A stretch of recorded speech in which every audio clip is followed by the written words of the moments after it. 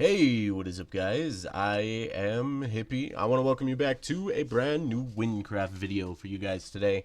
I made a mage build video, my mage build video the other day, and you guys really seem to like that. So I thought I would show you guys today one of Bree's warrior builds. This is a pretty amazing warrior build, and I'm going to show you guys how it works, how you can vary it a tiny bit as well, and how you can make it kind of your own build to fit your play style. So let's go ahead and look at her skill points for now. She's got 50 in strength, 15 dexterity, 15 intelligence. She's got 100 points in defense and 10 in agility. For boots, she's using Scorpio. These aren't maxed, but these are pretty good. So let's go ahead and throw those on. She's using Greaves of Veneer for the health bonus. She's using kind of a tank but also high damage build.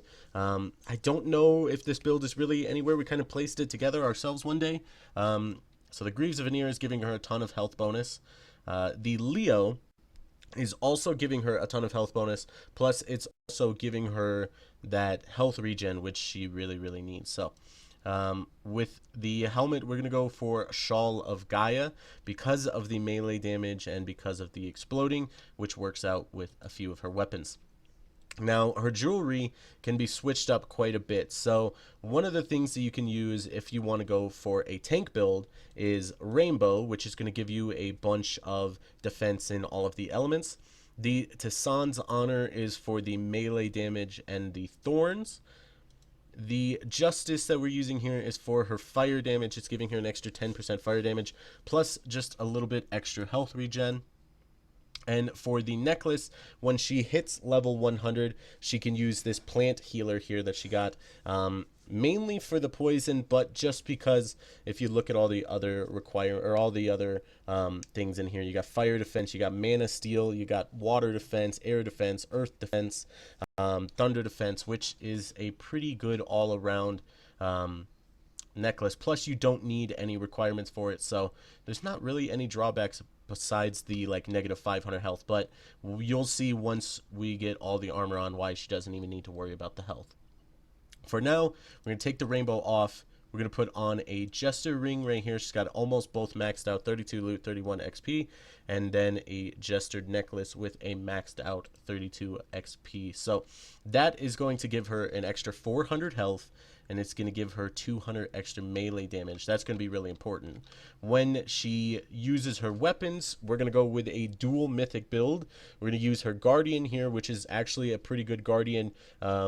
The 840 health regen really makes it so you don't really need to use pots that much. Plus 200 or 2,200 extra health and a bunch of other really good things like thunder defense, fire defense. She's got a really good fire defense, air defense, earth defense. You get a negative water defense, but that's not too bad. And then she's got an extra 17 defense skills when using this weapon. So it makes her a pretty big tank to almost all the different elements. Her second weapon is the Apocalypse, and she's using this one. This one's mainly just an incredibly high damage. You can do, I think with this build, you can do up to 3k with a normal attack.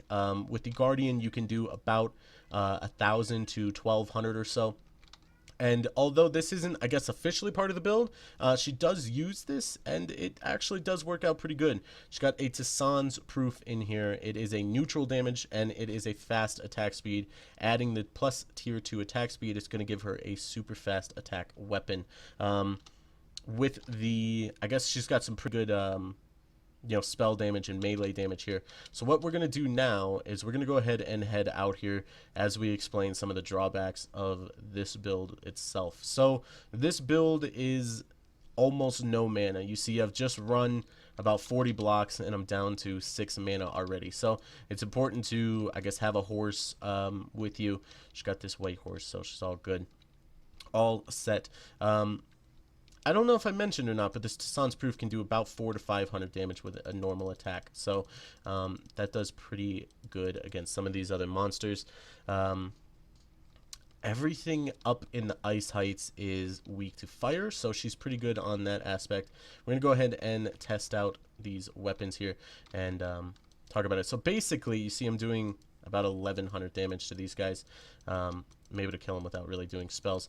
That's the other drawback about this build, is it's almost entirely melee focused. You don't really use your spells that often just because of your low mana. However, if you decide to use your spells, an uppercut can lower everything down to almost killing it. That one, and then you just hit it one more time. So an uppercut and a normal attack will kill almost all of these mobs out here, and then up in the ice heights, just a normal uppercut will kill any of those mobs. So this is a normal normal attack speed, so that works out pretty well. The Apocalypse, like I said, is incredibly slow, so if you're going to hit something, you're going to have to wait a little while. But you see I just did almost 4k damage, and please don't miss, because you're going to have to wait like 5 seconds for this thing to recharge. So there you go. I just did like, I think 1800. That was 2500, and you see the poison on her Scorpio, and I think it's the lifesteal here on the Apocalypse is really like draining these mobs even when she's not attacking. So it's a pretty good all-around build. The only things, like I said, is you're incredibly slow. You got a negative walk speed, and you don't really have any mana to work with. So it's just a pretty beast build to go with if you want to just do like tanky and attack. Like, let me go ahead and look. She's got 19k health right now. Let's just let some of these mobs attack us. These guys are doing like, is that 10 damage? Yeah, what level is this? A level 90 mob does 10 damage to her. You can pretty much AFK anywhere you want to. Let's just get a couple of mobs here, hit some of these guys, and see how long it would even take to get us down like 100 health or something. Alright, let's let them go at us. We're still going. We're down a half a heart now. There's like 5 mobs hitting us, bouncing us all around the map. Down 1 heart now, finally. It's just insane. Like, she's just not really weak to any of the elements. Plus, she can put on a statue with these, and she gets somewhere around 26,000 health, which in my mind is just kind of insane. Plus, you put on this, so you're doing pretty good with the health. Right now, it's been, I don't know, 30 seconds while we were talking, and they just now got us down about 4k health. So it's pretty beast. You don't really have to worry about dying too much or anything like that. You can do a ton of damage as well. So it's a pretty good all-around build for anybody that likes the tanky, high-damage style. So alright, so hopefully you guys enjoyed this build.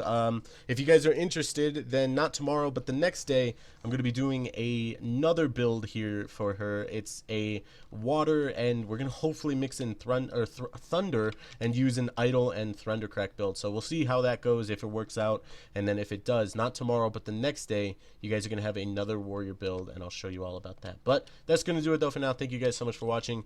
I have been Hippie, and I'll see you guys next time. Alright guys, thank you so much for watching.